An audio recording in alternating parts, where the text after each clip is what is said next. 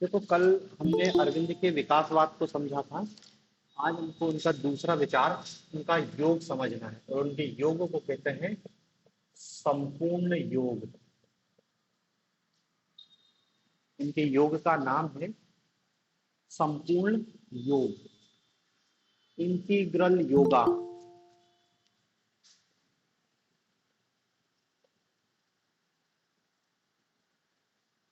Integral yoga, इसको संपूर्ण योग भी कहते हैं, पूर्ण योग भी कह ले, पूर्ण योग कह लो, अद्वैत योग कह लो। अद्वैत योग, बात एक ही।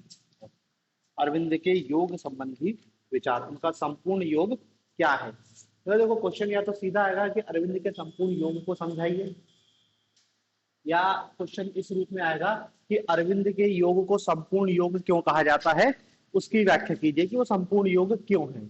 या फिर इसमें क्वेश्चन आएगा कि अरविंद के योग की प्रक्रिया को समझाइए। अरविंद के योग की जो प्रोसेस है, 3 स्तर बताए हैं हमने अपने योग में, उसी प्रोसेस के बारे में पूछा जाएगा। ठीक है ना। तो ये भी एक मतलब बड़े क्वेश्चन के रूप में है कि अरविंद में से यदि कोई क्वेश्चन आएगा तो या तो उनका विकासवाद मेन है, या फिर उनका ये इंटीग्रल योगा मेन है। तो देखो, हमारे आंसर में सबसे पहले हम भूमिका बताएंगे, और भूमिका में क्या बताएंगे, योग का अर्थ। योग का अर्थ। अब देखो, अलग अलग दर्शनों में योग का अलग अलग अर्थ निकाला गया है। योग का एक सामान्य सा अर्थ होता है मिलन, या जिसको हम कहते हैं जोड़ना। गणित में करते हैं ना, योग फल निकालते हैं, 2 और 2 का योग 4। तो योग का एक सामान्य सा अर्थ होता है मिलन या जोड़। योग का एक और अर्थ बताया गया है दर्शन में, जिसको कहते हैं चित्त की वृत्तियों का निषेध। चित्त की वृत्तियों का निषेध, यही योग है। पतंजलि ऋषि योग की परिभाषा देते हैं कि चित्त की वृत्तियों का निषेध, चित्त मतलब आपका मन समझ लो, और मन की जो भी वृत्तियां हैं उसके निषेध को ही योग कह रहे हैं। अब देखो, हम सीधे उस अर्थ पे आएंगे जो अरविंद ने स्वीकार किया।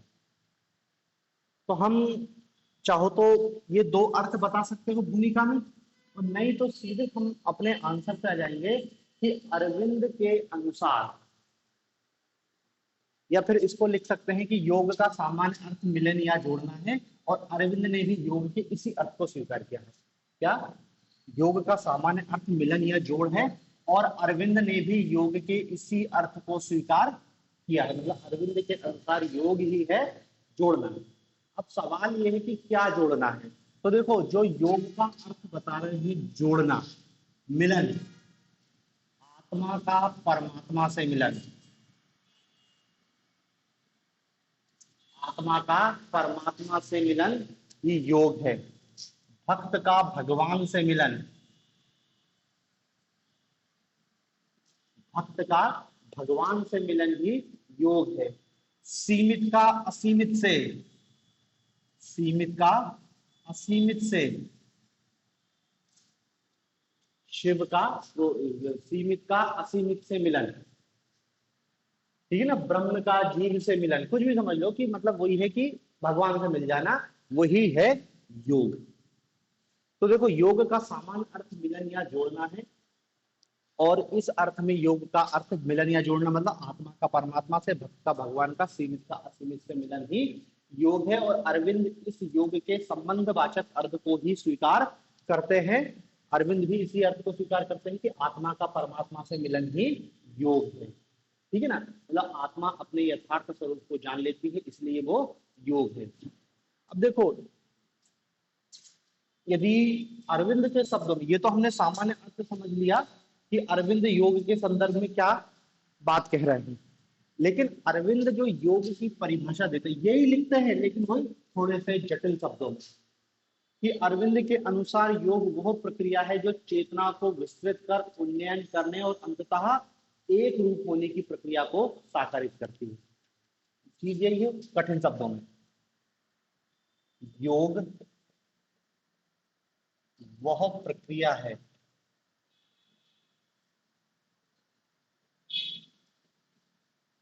योग वह प्रक्रिया है जो चेतना को विस्तृत करके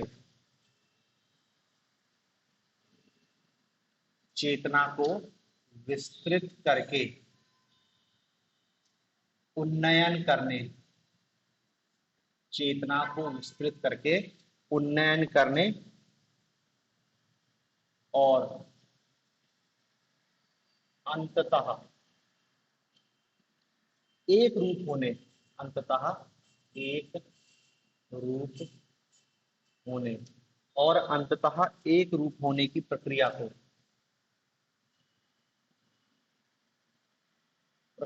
को साकारित करती एक रूप होने की प्रक्रिया को साकारित करता है। ये योग की अरविंद के शब्दों में परिभाषा। योग वह प्रक्रिया है जो चेतना को विस्तृत करके और उन्नयन और अंततः एक रूप होने की प्रक्रिया को साकारित करता है। देखो कल अरविंद का हमने योग की प्रक्रिया देखी थी, उसमें उच्चतर और निम्नतर गोलार्ध की सत्ता थी, मानस निम्नतर गोलार्ध की सत्ता था और अति मानस उच्चतर गोलार्ध की सत्ता थी। तो मानस को अति मानस तक पहुंचना है, विकास करना है, तो इस विकास में सहायता कौन करेगा? योग। तो वही लिखा है कि वह प्रक्रिया है जो चेतना को विस्तृत करती है, उन्नयन करती है, उसका उत्थान करती है और उत्थान करके कहा उसको अतिमानस तक, मतलब उत्थान और उन्नयन करके अंततः एक रूप होने की प्रक्रिया को साकार करता है। मतलब वही आत्मा का परमात्मा से मिलन, चेतना या आत्मा का उन्नयन करता है और वो परमात्मा से मिल जाता है, यही योग है। तो देखो दोनों दो बार परिभाषा लिखने की जरूरत नहीं है। यदि आप लॉन्ग आंसर लिख रहे हैं तो फिर तो नॉर्मल परिभाषा लिख दो, या ये परिभाषा याद कर सकते हो तो इसको याद कर लेना। नहीं तो यदि ये थोड़ा जटिल लग रही है तो सीधे लिख देना कि योग का सामान्य अर्थ मिलन होता है, जिसमें आत्मा का परमात्मा से, ब्रह्म का जीव से, भक्त का भगवान से मिलन है। अरविंद योग के इस संबंध वाचक अर्थ को ही स्वीकार करते हैं। बात खत्म हो गई। या फिर डायरेक्ट लिख दे कि अरविंद के अनुसार योग वह प्रक्रिया है जो चेतना को विस्तृत करके उन्नयन और अंततः एक रूप होने की प्रक्रिया को साकारित करता है। मायने नहीं बदल जाएंगे, वो भी वही बात है जो अभी कही और ये भी वही बात है, बस ये अरविंद के शब्दों में ही सीधे सीधे और वो थोड़ा सा सामान्य भाषा में हमने लिख दिया, लेकिन बात एक ही है। तो आप अब देखो यदि 3 नंबर में पूछ लेंगे तो मेरे हिसाब से ये परिभाषा आपको 3 में से 3 नंबर दिलाएगी कि अरविंद के अनुसार योग, बात खत्म हुई। अब याद कर दे तो ठीक है, नहीं तो वो काम चलाओ परिभाषा से भी आपको नंबर तो मिलेगा, वो भी गलत नहीं है, नंबर उसमें भी मिलेगा। ठीक है, तो देखो अरविंद के संपूर्ण योग में सबसे पहले हमने भूमिका बताई और भूमिका में क्या है, योग का अर्थ बताया। फिर इसके बाद हमारा दूसरा स्टेप होगा, ये तो पहला पैराग्राफ हो गया भूमिका का जिसमें हमने योग का अर्थ बता दिया। ठीक है, दूसरा पैराग्राफ में बताएंगे कि अरविंद अपने योग को संपूर्ण योग क्यों कह रहे हैं, या अरविंद का योग संपूर्ण योग क्यों कहला रहा है, संपूर्ण योग। ठीक है ना, मतलब देखो दूसरे पैराग्राफ में चले सीधा आ जाएगा अपना, लिखेंगे कि अरविंद का योग संपूर्ण योग कहलाता है। अब बताएंगे कि क्यों, तो देखो अपन लिखेंगे कि अरविंद अपनी किताब, अरविंद अपने ग्रंथ, उनकी किताब है synthesis of yoga, synthesis of yoga. Arvind अपने ग्रंथ सिंथेसिस ऑफ योगा में, सिंथेसिस ऑफ योगा में दो बातों का उल्लेख करते हैं। मतलब अरविंद ने अपनी किताब योग पर, उन्होंने ये सिंथेसिस ऑफ योगा, उनका योग पे एक प्रमाणिक किताब है, एक ग्रंथ है जो पूरा तरीके से उन्हें योग पे समर्पित किया है, योग के बारे में लिखा है। ठीक है ना, तो वो कहते हैं, हम ये बता रहे हैं कि अरविंद अपने ग्रंथ सिंथेसिस ऑफ योगा में ये बता रहे हैं कि मेरा योग संपूर्ण योग क्यों है। तो देखो दो आधार देते हैं वो अपने योग को संपूर्ण योग कहने के। उनका पहला आधार है कि उनके योग में, उनके योग में या अरविंद के योग में या तो उनके योग लिख दो या ऐसे लिख देना अरविंद के योग में योग के अन्य सभी, योग के अन्य सभी, उनके योग में योग के अन्य सभी रूपों के भावात्मक पक्ष का समन्वय है, अन्य सभी रूपों के भावात्मक पक्ष का समन्वय है।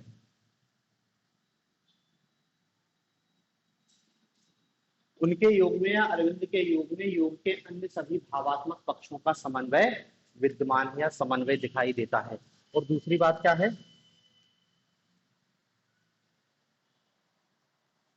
उनके योग में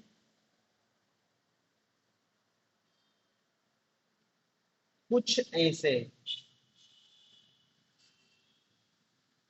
अनुशासन समाविष्ट हैं, कुछ ऐसे अनुशासन समाविष्ट हैं या अंतर्निहित है जिनकी अन्य योग सिद्धांतों में ध्यान नहीं दिया गया है, समाविष्ट हैं जिनकी ओर अन्य योग सिद्धांतों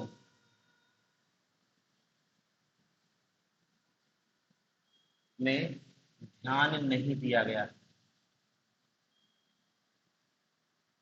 अन्य योग सिद्धांतों में ध्यान नहीं दिया गया। समझ रहे क्या कहना चाह रहे हैं अरविंद अपने सिंथेसिस ऑफ योगा में, कि मैं अपने योग को संपूर्ण योग कह रहा हूं। क्यों कह रहा हूं संपूर्ण योग? क्योंकि भारत में योग के बहुत सारे प्रकार हैं। पतंजलि ने अपना अष्टांग योग दिया, फिर कोई हठ योग देता है, एक कर्म योग की बात की जाती है, भक्ति योग की बात की जाती है, ध्यान योग की बात की जाती है, बहुत योग के अलग अलग प्रकार हैं। तो अरविंद क्या कह रहे हैं कि योग के ये जितने प्रकार हैं उन सबके जो भावात्मक पक्ष हैं, मतलब भावात्मक पक्ष मतलब समझ रहे हैं ना, पॉजिटिव एस्पेक्ट ऑफ अदर योगास, जितने भी योग के मॉडल हैं उनके जो सकारात्मक तत्व हैं वो मेरे योग में सब शामिल हैं। पहली बात तो ये है, सभी योगों का अच्छी बातों का मैंने समन्वय कर लिया। दूसरी बात क्या है कि अन्य योगों में, अन्य योग मतलब समझ रहे, कर्म योग, भक्ति योग, ज्ञान योग, अष्टांग योग और भी बहुत सारे योग हैं, इन सभी योगों में किसी ना किसी बात को छोड़ दिया गया। तो वो कह रहे हैं कि मेरे योग में ऐसे अनुशासन समाविष्ट है या ऐसे अनुशासन अंतर्निहित है जो अन्य योगों द्वारा जिनकी अवहेलना कर दी गई, इसलिए मेरा योग संपूर्ण योग, क्लियर, मेरा योग संपूर्ण योग इसलिए क्योंकि देखो मैंने सभी योगों के भावात्मक पक्षों को जोड़ लिया और जो छूट रहा था इन योगाओं के द्वारा जो छूट गया था वो भी मैंने शामिल कर लिया, तो हो गया ना मेरा इंटीग्रल योग, कंप्लीट योग, संपूर्ण योग, पूर्ण योग, अद्वैत योग। मेरा ये दो आधार पे वो बता रहे हैं।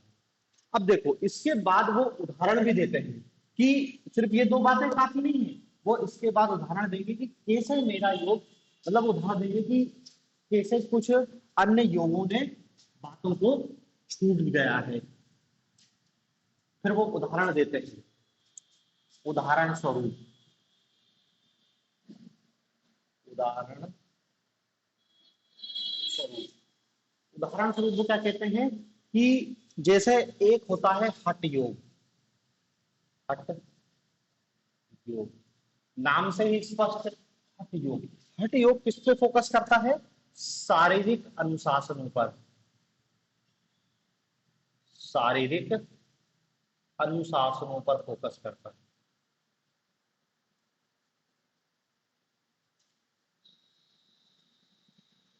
हठ योग में शारीरिक अनुशासनों की प्रधानता है। राजयोग दूसरा योग होता है, राजयोग, राजयोग क्या है? मन पर ध्यान केंद्रित करता है,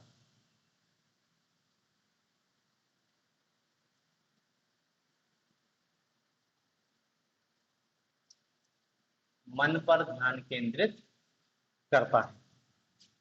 इसी टाइप से जैसे ज्ञान योग है, ज्ञान योग, कर्म योग, भक्ति योग।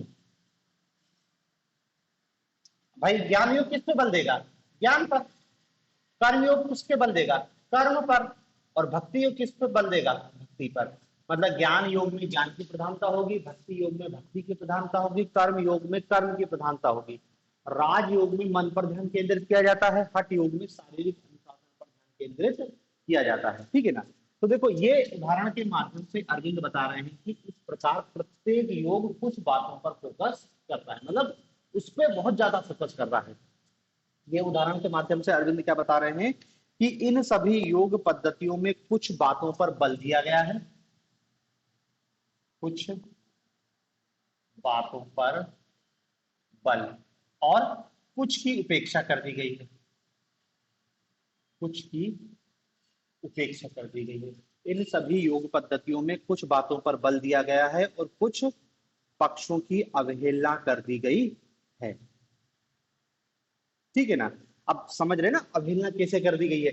जैसा हठ योग शारीरिक अनुशासन की बात करता है लेकिन मन पर उसका ध्यान नहीं दे रहा है। तो राजयोग मन पर तो पूरा फोकस कर दे रहा है लेकिन शरीर पर उसका ध्यान नहीं दे रहा है। ज्ञान योग ज्ञान पर फोकस कर रहा है लेकिन भक्ति और कर्म की उपेक्षा कर दे रहा है। इसी प्रकार से कर्म योग कर्म की तो प्रधानता है लेकिन भक्ति ज्ञान की उपेक्षा कर दे रहा है। समझ रहे ना? एक पे फोकस कर दिया, अन्य की उपेक्षा कर दी।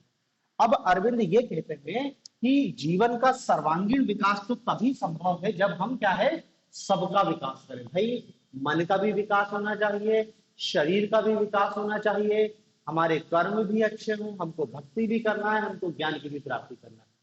तो अब किसी भी योग पद्धति क्या है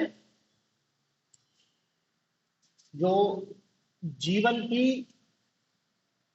के सर्वांगीण विकास,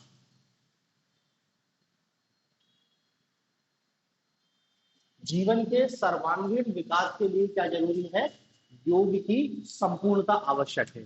जीवन के सर्वांगीण विकास के लिए योग की संपूर्णता आवश्यक है।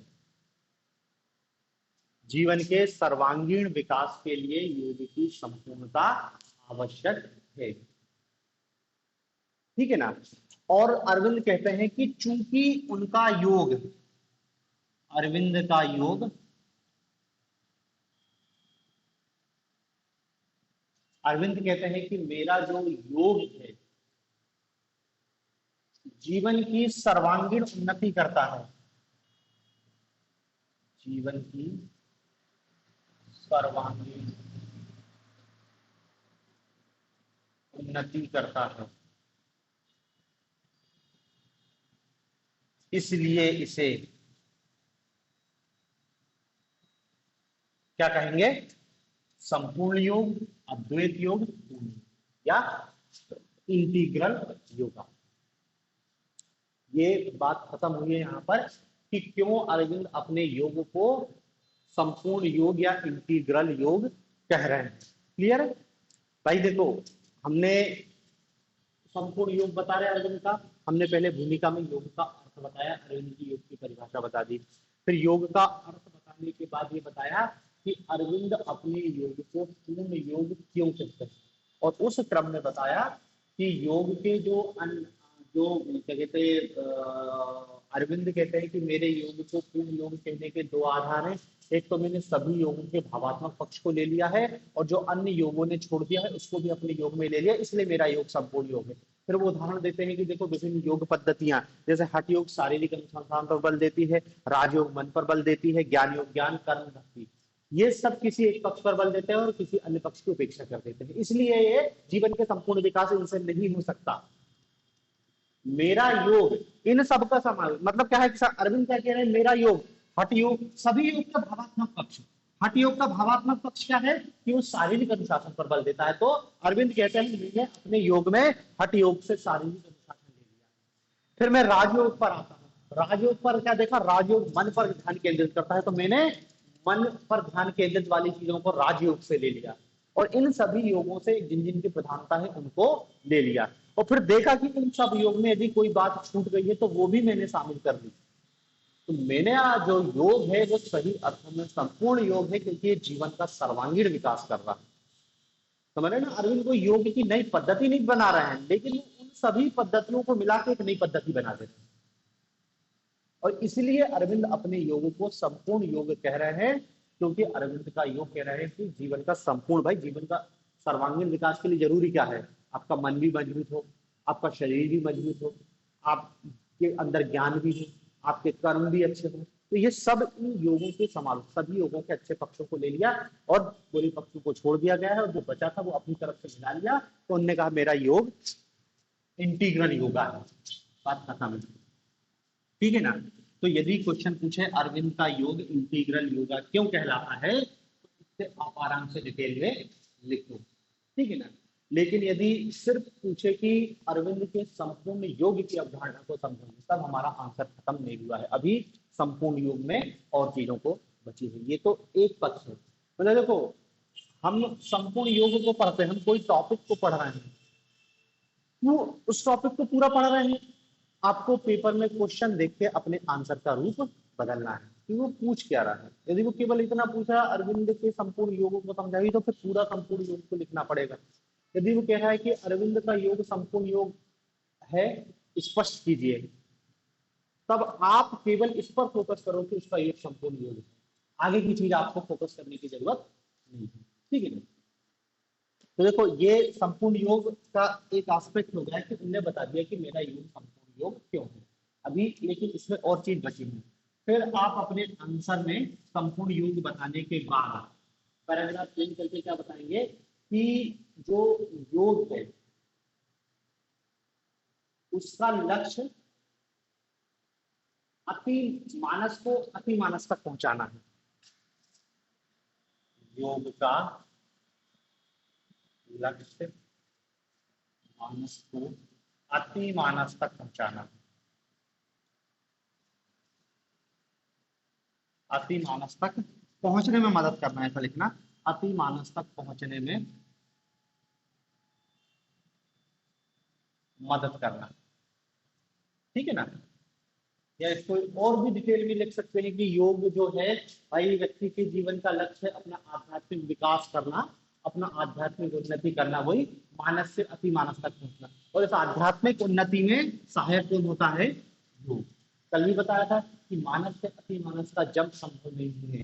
मानस से अति मानस का जंप तभी संभव है जब व्यक्ति साधना करेगा, और साधना मतलब क्या है, योग। योग इस गति को बढ़ा देगा और व्यक्ति जल्दी से मानस से अति मानस की छलांग लगा देगा। ठीक है ना। फिर बताएंगे कि अरविंद के योग का स्वरूप क्या है। अरविंद ने अपने योग का स्वरूप क्या है।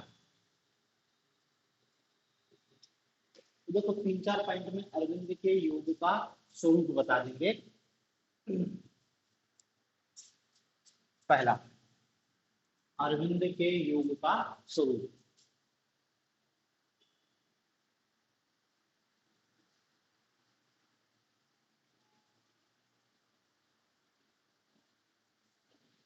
पहली बात देखो, पहली तो आप अरविंद के योग की परिभाषा को लिख दो फिर से कि अरविंद के अनुसार योग क्या है। तो योग का जो स्वरूप है वो क्या है, चेतना को विस्तृत करना। चेतना को विस्तृत करना। चेतना को विस्तृत करके वही मानस से अति मानस तक पहुंचाना। तो ये सीधे बोल सकते हो। दूसरा, दूसरा इनने स्वरूप बताया है कि योग में कुछ विशिष्ट शक्तियों की प्राप्ति की जाती है। योग में कुछ विशिष्ट शक्तियों की प्राप्ति होती है। शक्तियों की प्राप्ति होती है।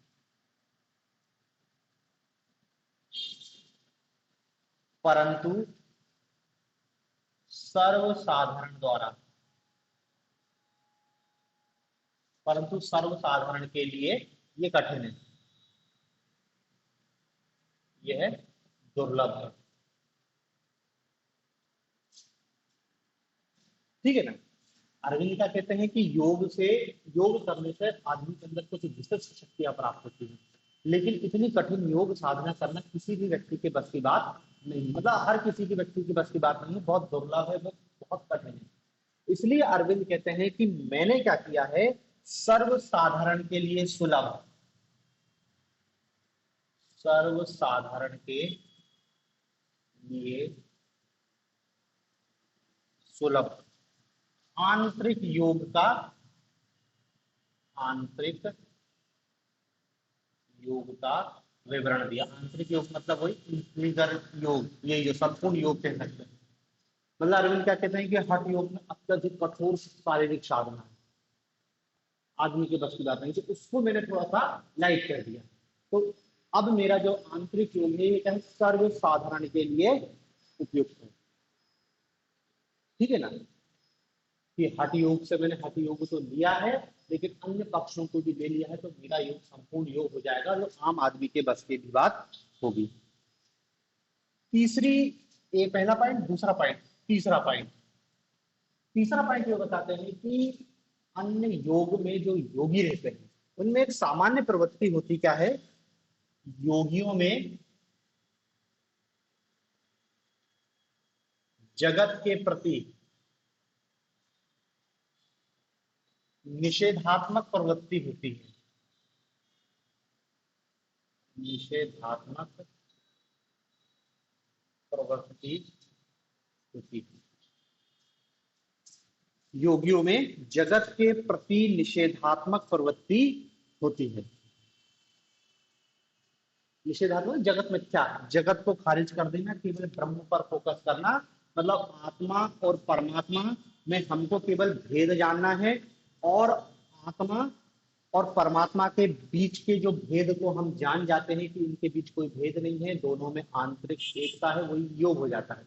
तो सामान्यतः योगों में क्या है, जगत के प्रति निषेधात्मक प्रवृत्ति होती है, अनात्म तत्वों को खारिज किया गया है ना। शंकर भी ये कहते हैं नित्यानित्य वस्तु विवेक, सत्य असत्य वस्तु विवेक, सत्य और असत्य के बीच का ज्ञान होना चाहिए व्यक्ति को।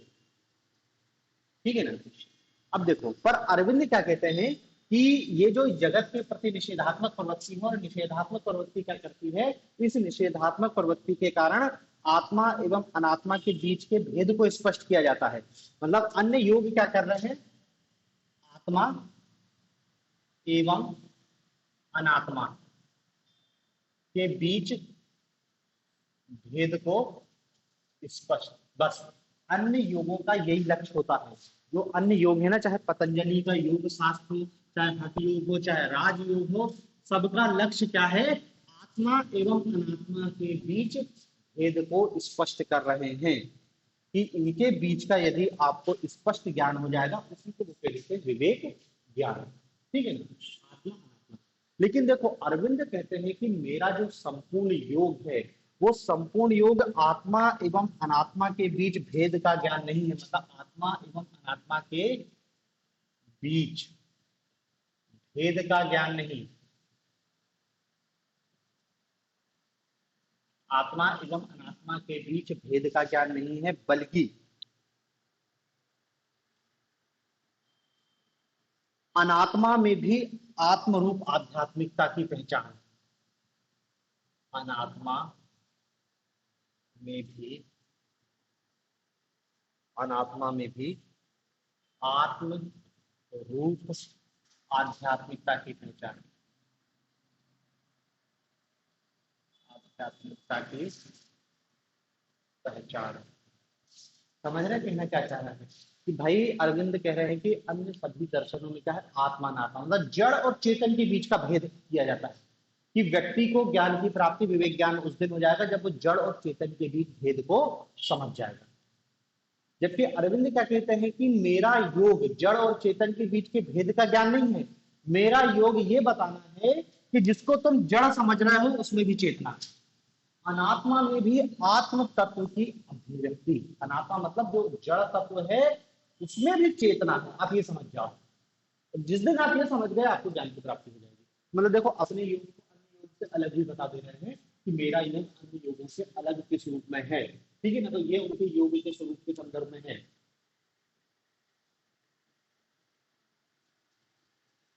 ठीक है, चौथा पॉइंट, मतलब देखो ये जो स्वरूप लिख रहा है ना, ये भी अलग से क्वेश्चन बन सकता है कि अरविंद अपने योग को अन्य योग पद्धतियों से किस रूप में अलग बताते हैं। अरविंद अपनी योग पद्धति को या अरविंद का संपूर्ण योग अन्य योग पद्धतियों से अलग है, स्पष्ट कीजिए अंतर। अन्य योग पद्धतियां और अरविंद का योग अलग है, क्योंकि अलग नहीं है तो फिर अरविंद का योग तो फोटोकॉपी हो जाएगा। तो अंतर ये यही अंतर आपको बताने पड़ेंगे। चौथा पॉइंट है, देखो जो योग के विभिन्न सिद्धांत हैं, योग के विभिन्न सिद्धांत, ठीक है ना, चाहे पतंजलि का अष्टांग योग हो, चाहे हठ योग हो, चाहे राजयोग हो, इन सभी सिद्धांतों में भौतिक एवं शारीरिक स्तर का निषेध कर उससे ऊपर उठने की बात है। किसका निषेध है? भौतिक एवं शारीरिक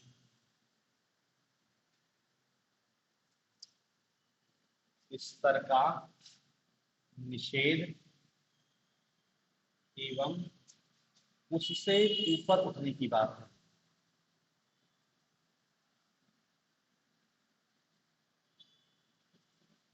उससे ऊपर उठने की बात है। अब पतंजलि का अष्टांग योग पढ़ोगे तो उसमें शुरुआत यही है कि आठ, जो अष्टांग योग के जो 8 अंग हैं, उन 8 अंगों में प्रारंभ में क्या है, इसी इंद्रिय निग्रह की बात करी है और शरीर को एक विशिष्ट अनुशासन में रखने की बात की गई है। हर दर्शन, हर योग पद्धति कहीं न कहीं इंद्रिय निग्रह और शारीरिक और भौतिक वस्तुओं से दूरी बनाने की और उनसे ऊपर उठने की बात करती है कि हमको अपना आध्यात्मिक उत्थान करना है, हमको भौतिक वस्तुओं को त्यागना है। अब देखो अरविंद क्या कह रहे हैं कि मेरा ये जो योग है वो भौतिक या शारीरिक पक्ष का निषेध नहीं है, ये भौतिक जो शारीरिक पक्ष का निषेध नहीं है, निषेध नहीं या इसका अवमूल्यन नहीं, मतलब शरीर का अवमूल्यन नहीं है, मतलब शरीर को कष्ट नहीं देना है मेरा योग। मेरा योग तो केवल और केवल क्या है, अति मानसिक प्रकाश से रूपांतरित कर देना है। जो शरीर है उसी को अति मानसिक प्रकाश, अति मानसिक प्रकाश, अरविंद कह रहे हैं कि मेरा जो संपूर्ण योग है वो दरअसल क्या है, अति मानसिक प्रकार से रूपांतरित कर देना, प्रकाश से रूपांतरित। समझ रहे अंतर ही है कि अन्य योग क्या है, शारीरिक कठोर अनुशासन की बात कर रहे हैं, पूरा फोकस कर रहे हैं कि शरीर की चिंता मत कर, शरीर को त्यागो, खाना पीना उससे कोई मतलब नहीं, शरीर को बिल्कुल सुखो लो। अत्यधिक कठिन योग किया जाता है। हाँ हाँ, मेरा योग केवल और केवल क्या है, मानसिक उत्थान है, शरीर का निषेध नहीं है, मानसिक उत्थान है। वो मानस से अति मानस तक पहुंच जाओगे तो ये इन चीजों को करने की कोई जरूरत नहीं है। पांचवा, पांचवा बिंदु, अरविंद कहते हैं कि जो सामान्यता योग सिद्धांत है इसमें योग का लक्ष्य जीवन मुक्ति बताया है। अन्य योग सिद्धांत में योग का लक्ष्य क्या बताया है, जीवन मुक्ति। जीवन मुक्ति मतलब समझ ना, मोक्ष की प्राप्ति, और ये भी व्यक्तिगत, व्यक्तिगत मोक्ष। पतंजलि का अष्टांग योग, यम नियम आसन प्राणायाम प्रत्याहार धारणा ध्यान समाधि, 8 अंग, जो इन 8 अंगों को पालन करेगा वो मोक्ष को प्राप्त कर लेगा। महात्मा बुद्ध ने भी दुख के निवारण के लिए, मोक्ष की प्राप्ति के लिए क्या है, उनने भी 8 चरण बताए ना। 8 चरणों में भी आप देखोगे कि जो व्यक्ति इन 8 चरणों पर चलेगा उसको मोक्ष मिलेगा। व्यक्तिगत जीवन मुक्ति और कैसी, व्यक्तिगत, व्यक्तिगत मुक्ति की बात की गई है अन्य सभी, जबकि अरविंद के योग में सर्व मुक्ति की बात है, सर्व मुक्ति की बात, अरविंद के योग में सर्व मुक्ति की बात है। ठीक है ना, सर्व मुक्ति मतलब समझ रहे ना, सभी को मोक्ष की जो जो सत्ता मानस से अति मानस तक पहुंचेगी वो सुपर ह्यूमन हो जाएगा। वो सुपर ह्यूमन फिर क्या है, पूरी जिसको कहेंगे सृष्टि को ही उत्थान की ओर ले जाएगा, ऐसा अरविंद का विचार। ठीक है ना, तो देखो अरविंद के ये योग के योग के स्वरूप के संबंध में या योग की अभिव्यक्ति के रूपों में ये बताया है। अब देखो ये बहुत लंबा हो रहा है, मैं बार बार कह रहा हूँ क्वेश्चन देख के आंसर लिखना।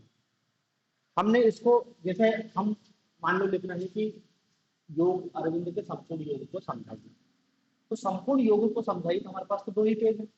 अब हमको पूरा लिखना है। हमने भूमिका बताई, योग का अर्थ बताया, अरविंद के योग संपूर्ण योग क्यों हुए ये बताया और थोड़ा सा अर्थ बताया। अब उसको हमको सीमित कर देना है। जैसे हमने लिखा ना कि अन्य योग की पद्धतियों में इतना इतना लिखा है, उसको बहुत सारा कंपैरिजन करके बता, उसको शॉर्ट कर देना है। फिर हम सीधे इसके आएंगे और उसको भी शॉर्ट में लिखेंगे। इसको भी शॉर्ट में कैसे लिखेंगे कि अरविंद ने अपने योग के स्वरूप के संदर्भ में ये बातें बताई। क्या बातें बताई हैं? तो पहले पॉइंट में तो हमने उसकी परिभाषा को सीमित रूप में लिख दिया कि चेतना का विस्तार ही अरविंद का योग है।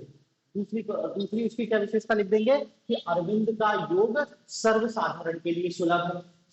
तीसरा पॉइंट क्या लिख देंगे कि अरविंद का जो योग है उसमें जगत के प्रति निषेधात्मक प्रवृत्ति नहीं है, बल्कि अरविंद का योग में तो केवल और केवल क्या है, आत्मा को, वो अनात्मा में भी आत्म तत्व की पहचान है। जगत के प्रति निषेध न होकर अनात्मा भी आत्म तत्व की पहचान ही अरविंद के योग का लक्ष्य। फिर क्या बता देंगे अगले पॉइंट में कि अरविंद के योग में शारीरिक निषेध की बात नहीं करके बल्कि अति मानसिक प्रकार के रूपांतरण की बात है। फिर अगला पॉइंट बता देंगे कि अरविंद का योग सर्व मुक्ति की बात को स्वीकार करता है। समझ रहे हैं? मतलब ये 5 लाइन केवल 5 लाइन में आने चाहिए। 5 पॉइंट केवल 5 लाइन में आने चाहिए। हमने इसको इतना डिटेल क्यों लिखा है? इतना डिटेल इसलिए लिखा है कि क्वेश्चन आपसे केवल इतना पूछ ले कि अरविंद का योग अन्य योग पद्धतियों से किस रूप में अलग है, समझिए। अब आपका आंसर पूरी तरीके से बदल जाएगा। देखो शुरुआत अपन वहीं से करेंगे कि हम अरविंद के योग की परिभाषा बताएंगे और फिर बताएंगे अरविंद ने योग पर एक प्रमाणित ग्रंथ सिंथेसिस ऑफ योगा लिखा और उस सिंथेसिस योगा ग्रंथ में अपने योग को संपूर्ण योग कहते हैं, क्योंकि उनका योग अन्य योगों के सभी भावात्मक पक्षों और जो पक्ष छूट गए उनका समावेश करता है। तक खत्म कर दिया और फिर बता देंगे सीधे कि अरविंद का योग अन्य योगों से भिन्न रूप में अलग दिखाई देता है। अब इधर थोड़ा सा डिटेल लिखना पड़ेगा कि कैसे अन्य योग से अलग है। तो पहला तो अंतर आप यही बता दोगे कि अन्य योग में किसी एक पक्ष की प्रधानता होती है। जैसे हठ योग की प्रधानता, हठ योग में शारीरिक कठोरता की प्रधानता है ये, जबकि अरविंद का योग क्या है, सभी पक्षों के, सभी योगों के भावात्मक को समाहित करता है। पहला अंतर हो गया। दूसरा अंतर हम क्या बता देंगे? दूसरा अंतर सीधे सीधे ये बता देंगे कि अन्य योग जो अत्यधिक कठिन है और सर्वसाधारण के लिए सुलभ नहीं है, जबकि अरविंद का योग सर्वसाधारण के लिए सुलभ है क्योंकि सभी पक्षों के योगों के पॉजिटिव पक्षों को समाहित करता है। दूसरा अंतर हो गया। तीसरा अंतर हमने क्या बता दिया कि अन्य सभी योगों में जगत के प्रत्येक निषेधात्मक प्रवृत्ति होती है, जबकि अरविंद के योग में मानसिक सत्ता का रूपांतरण की बात की गई है, निषेध की बात नहीं की गई। चौथा पॉइंट क्या बता देंगे कि अरविंद का योग भौतिक एवं अन्य योग भौतिक एवं शारीरिक निषेध का बात करते हैं, जबकि अरविंद का योग क्या करता है, इन सबसे ऊपर उठने की बात करता है, मानसिक सत्ता के रूपांतरण की बात करता है। और अंत में बता देंगे कि जो अन्य योग है वो व्यक्तिगत मुक्ति की बात करते हैं, जीवन मुक्ति की बात करते हैं, जबकि अरविंद सर्व मुक्ति की बात करते हैं। तो फिर अंत में लिखेंगे कि इस प्रकार उपरोक्त बिंदु से स्पष्ट होता है कि अरविंद का योग अन्य योग से किस रूप में अलग है। ठीक है।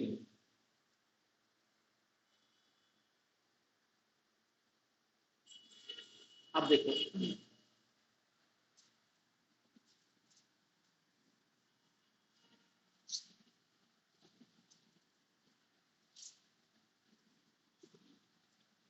देखो संपूर्ण योग में हमने पहले क्या है, भूमिका में योग का अर्थ बताया। पहला पॉइंट में यही लिखा था अर्थ। दूसरे पॉइंट में क्या बताया कि अरविंद का योग संपूर्ण योग क्यों है ये बताया। तीसरे पॉइंट में हमने उसका उदाहरण दिया था और चौथे पॉइंट में क्या बता दिया कि अन्य योग से अलग क्यों है, या उसको हम ये कह सकते हैं योग का स्वरूप बताया। ठीक है।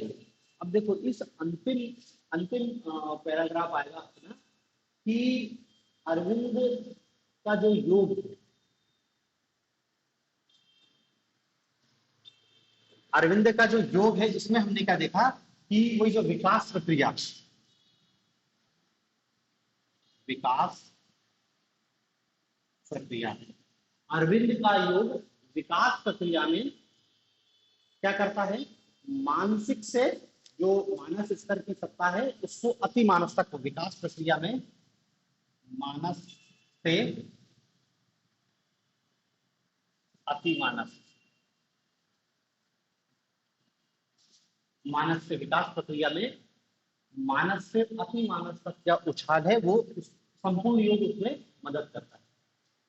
अब ये जो प्रक्रिया है, ये प्रक्रिया क्या है, 3 स्तरों की होती है।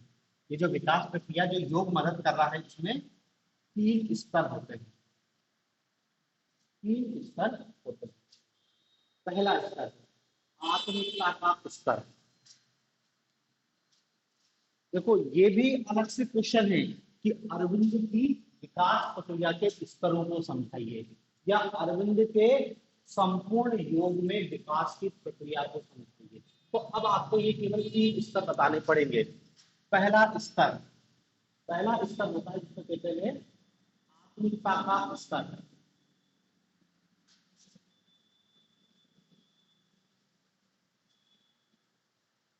आत्मिकता का स्तर, आत्मिकता का स्तर। आत्मिकता का स्तर क्या होता है, पहला स्तर है। देखो इस पहले स्तर में क्या होता है, जो जीवात्मा है अपने शरीर में, या जीवात्मा का अपने भीतर, जीवात्मा का अपने भीतर की आत्मीय शक्ति को जागृत करना, आत्मीय शक्ति को जागृत करना।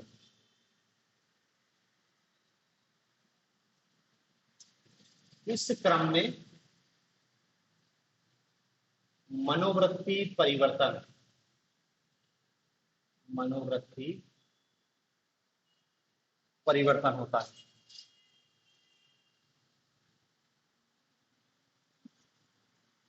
और यह निम्न स्तर से उच्च स्तर की ओर होता है, निम्न से उच्च स्तर की ओर, निम्न से उच्च स्तर की ओर ये परिवर्तन होता है। मतलब पहला स्टेज है, व्यक्ति परिवर्तित कर रहा है, अपनी आत्मिक शक्ति को जागृत कर रहा है, रूपांतरित कर रहा है। और देखो सबसे पहले क्या है, मनोवृत्ति, एटीट्यूड, आपका दृष्टिकोण चेंज होता है, आपका देखने का नजरिया चेंज होता है। और ये इस प्रारंभिक प्रक्रिया से होता क्या है, आदमी के अहंकार, वासना, आवेग नष्ट हो जाते हैं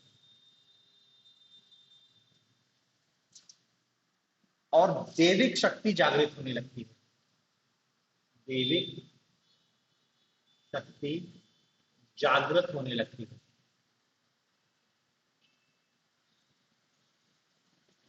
ठीक है, ये आत्मिकता का चरण है। आत्मिकता का चरण मतलब सीधे सीधे क्या है, जीवात्मा के अंदर आत्मीय शक्ति का विकास होता है, उसकी मनोवृत्ति में परिवर्तन होता है। ये परिवर्तन उच्चतर से निम्नतर की ओर होता है।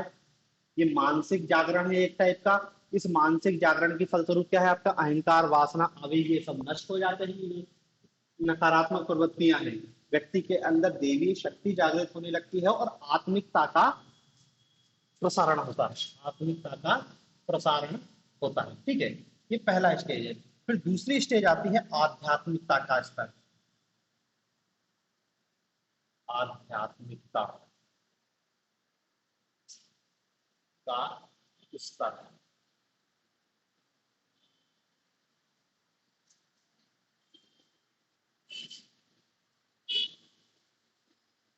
ठीक है ना, आध्यात्मिकता का स्तर क्या है, आध्यात्मिक स्तर, आध्यात्मिकता का स्तर इस विकास की प्रक्रिया का दूसरा चरण है। इस चरण में होता क्या है, भौतिक, जैविक एवं आत्मिक दृष्टि से परिवर्तन आते हैं। भौतिक, जैविक एवं आत्मिक दृष्टि से परिवर्तन आते हैं, आत्मिक दृष्टि से परिवर्तन आते हैं, भौतिक, जैविक एवं आत्मिक दृष्टि से परिवर्तन आते हैं। और आत्मा में यह क्षमता आ जाती है, आत्मा में यह क्षमता आ जाती है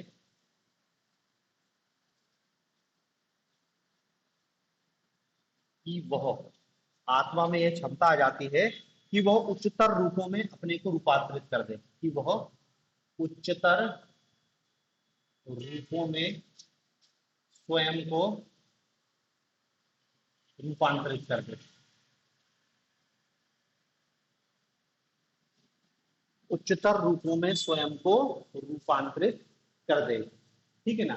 और उसमें शांति, शक्ति, ज्ञान, आनंद, शांति, शक्ति, ज्ञान, आनंद का आगमन होता है।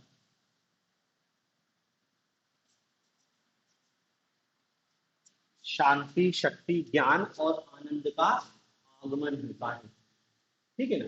ये आध्यात्मिक स्तर है, मतलब पहले आत्मिक स्तर आएगा। आत्मिक स्तर में देखो आपकी ये नेगेटिव प्रवृत्तियां समाप्त हो जाएंगी। फिर आध्यात्मिकता का स्तर आएगा, मतलब आप में जो देवी शक्ति जागृत होगी, अब वो अभिव्यक्त होगी और आप अपने आप को उच्चतर रूपों में अभिव्यक्त कर पाएंगे। और इसमें आपको शांति, शक्ति, ज्ञान, आनंद का आपके अंदर आगमन है, ठीक है ना। फिर तीसरा स्तर है अंतिम स्तर। तीसरा स्तर है अति मानसीकरण की प्रक्रिया। अति मानसीकरण की प्रक्रिया। अति मानसीकरण की प्रक्रिया। अति मानसीकरण क्या है? तीसरी और अंतिम स्तर है। इसमें आत्मा उच्चतर चेतन अवतरण को ग्रहण कर लेता है। इसमें आत्मा उच्चतर चेतना के स्तर, उच्चतर चेतना के स्तर को ग्रहण कर लेता है।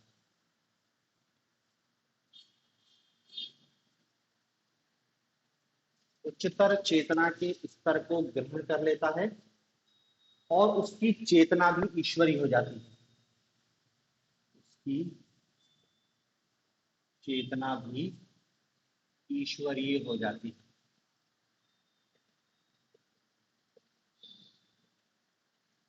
उसकी चेतना भी ईश्वरीय हो जाती है, ठीक है ना। और अब उसमें द्वैत का भाव समाप्त हो जाता है, द्वैत समझ जाता है। द्वैत का भाव समाप्त हो जाता है। उसमें द्वैत का भाव समाप्त हो जाता है। द्वैत एक तत्व की चेतना स्पष्ट होती है और इसी प्रक्रिया में वो, मतलब समझ रहे हैं ना कि मानस और अतिमानस में पहुंच गया, वो ईश्वर ही हो गया है, गॉड बन गया वो। ये तीसरा स्तर। तो ये अरविंद की विकास की प्रक्रिया के तीसरे तीन स्तर बताए गए कि योग में जो मानस से अति मानस तक पहुंचता है, ये तीन स्तरों में वो पहुंचता है, ठीक है ना। तो देखो ये भी अलग से क्वेश्चन के रूप में पूछ सकता है कि अरविंद के विकास की प्रक्रिया या अरविंद के विकास के स्तरों को समझेगी। तीन स्तर है, आत्मिकता का, आध्यात्मिकता का और अति मानसिकता। 3 नंबर में पूछ लेगा कि अरविंद की विकास के स्तरों को समझाइए, 3 के नाम लिख देना, बात खत्म है, ठीक है ना। देखो ये अरविंद का संपूर्ण योग है।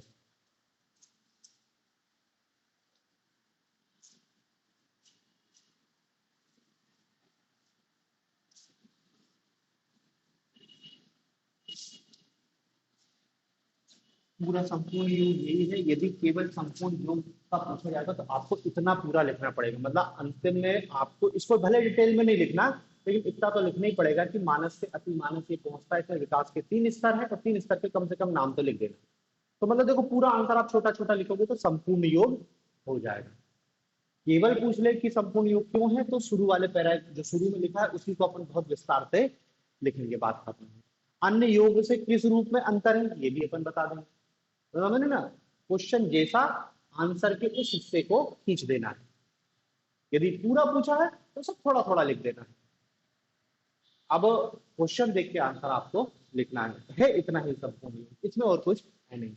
मतलब अरविंद के 2 विचार हैं, केवल जो बहुत ज्यादा पेपर में पूछ रहे हैं, हर साल ही पूछते हैं।